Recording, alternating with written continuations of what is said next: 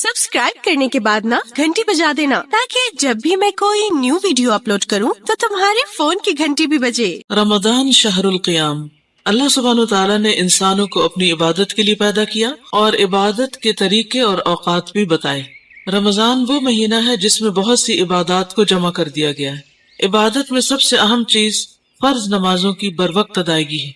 इसके अलावा नवाफिल, चाश्त, इशराक वगैरह अल्लाह के कुर्ब का जरिया है। और रमजान की रातों में इखलास के साथ क़याम करने पर पिछले तमाम गुनाहों की बख्शिश की खुशखबरी दी गई। नबी अकरम सल्लल्लाहु अलैहि वसल्लम ने फरमाया, जिसने ईमान के साथ और सवाब की नीयत से रमजान की रातों में क़याम किया, उसके गुज़श्ता गुनाह माफ कर दिए जाएंगे। अल्लाह के नेक बंदे हमेशा रातों की इबादत का एहतमाम करते हैं। कुरान मजीद में आता है, ततजाफा जुनूबुहुम अनिल मजाजि'i यदऊन रब्बहुम खौफन व तमआ व मिम्मा रज़क़नाहुम युनफिकून। उनके पहलू बिस्तरों से अलग रहते हैं और वो अपने रब को खौफ और उम्मीद की हालत में पुकारते हैं और उसमें से जो हमने उनको रिस्क दिया है वो खर्च करते हैं। आम दिनों में क़यामुल लैल करना एक मुश्किल काम है, लेकिन रमजान की बरकत और बाजमात नमाज तरावीह की सूरत में ये आसान हो जाता है। मुत्तकीन की सिफात बयान करते हुए अल्लाह ताला फरमाते हैं, कानू कलीलन मिनल लैली मा यहजऊन व बिल असहारि हुम यस्तगफिरून।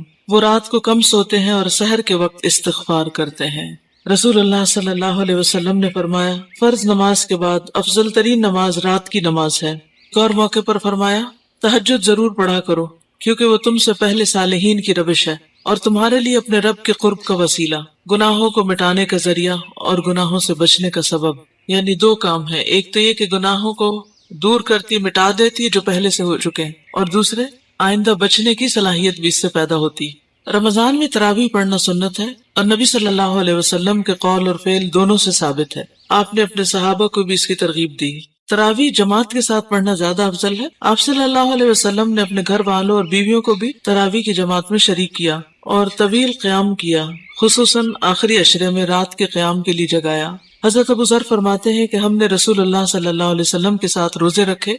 आपने 23वीं रात तक हमारे साथ रात की नमाज नहीं पढ़ी, यानी तरावीह खुद पढ़ी, आपने अपनी पढ़ी और सहाबा ने अपनी पढ़ी। फिर 23वीं रात को हमें लेकर खड़े हुए, यहाँ तक कि एक तिहाई रात गुजर गई। फिर 24वीं रात को नमाज न पढ़ाई, लेकिन 25वीं रात को आधी रात तक नमाज तरावीह पढ़ाई। हमने अर्ज किया, या रसूल अल्लाह सल्लल्लाहु अलैहि वसल्लम, हमारी आरजू थी कि आप बाकी रात भी हमारे साथ नवाफिल पढ़ते। आपने फरमाया, जो शख्स इमाम के साथ उसके फारिग होने तक नमाज में शरीक रहा, उसके लिए पूरी रात का क़याम लिख दिया गया।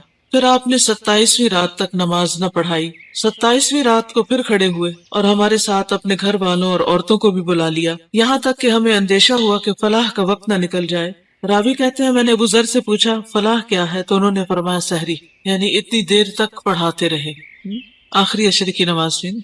तो इससे क्या पता चलता है कि रमजान में सिर्फ दिन की इबादत नहीं, रात की इबादत भी करनी चाहिए और उसकी बहुत फजीलत है, और उसमें जितना ज्यादा लंबा क़याम हो उतना ही अच्छा है। 20 दिनों तक तो आप एक रूटीन में तरावीह पढ़ते हैं, लेकिन फिर 21वीं रात से जब ताक रातें शुरू हो जाती हैं और आखिरी अशरा जब शुरू हो जाता है, तो उस वक्त क़यामुल लैल की जो मुद्दत है उसको भी बढ़ा देना चाहिए। जैसे कि हमें नबी सल्लल्लाहु अलैहि वसल्लम के तरीके से पता चलता है कि हर रात को मुद्दत बढ़ती गई। तो अल्लाह ताला हमें इसकी तौफीक अता फरमाए।